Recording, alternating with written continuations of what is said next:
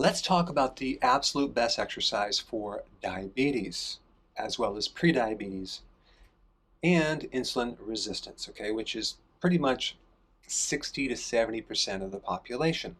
Now, there's two types of exercise. You have aerobic and you have anaerobic. Aerobic means with oxygen and anaerobic means without oxygen. So aerobic exercise would be more slower type workouts like walking and yoga that you basically can talk to someone while you're exercising because you can breathe at the same time. Whereas anaerobic is without oxygen, so it's more high intense, it's shorter, it's more difficult to talk to someone while you're working out.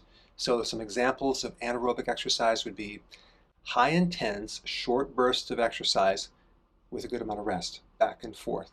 Because you're tapping into certain energy sources from your muscles to provide fuel. And apparently you don't need oxygen to have this happen. Like in your car, you have a carburetor, you have oxygen that's put in there with the fuel and it mixes with the spark plug.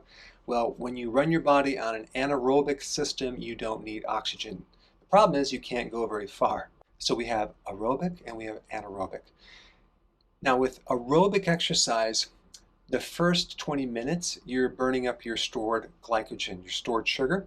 And then after that, your body starts tapping into fat. But with anaerobic, you are burning your sugar, but you have this delayed effect with fat burning that occurs sometimes 24 to 48 hours later when you're sleeping. So which one is better for diabetes?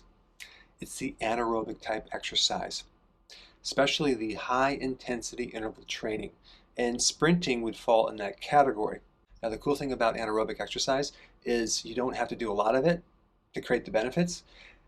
But the drawback is it's very uncomfortable and it's sometimes painful because you're putting more effort into it. But here are two huge advantages doing anaerobic exercise. And of course, I always recommend doing both because aerobic exercise is great for reducing stress and helping you sleep. But anaerobic exercise is the thing that will spike your growth hormone the most. And so using anaerobic exercise correctly, you can spike growth hormone by 700% more than you would if you did aerobic exercise.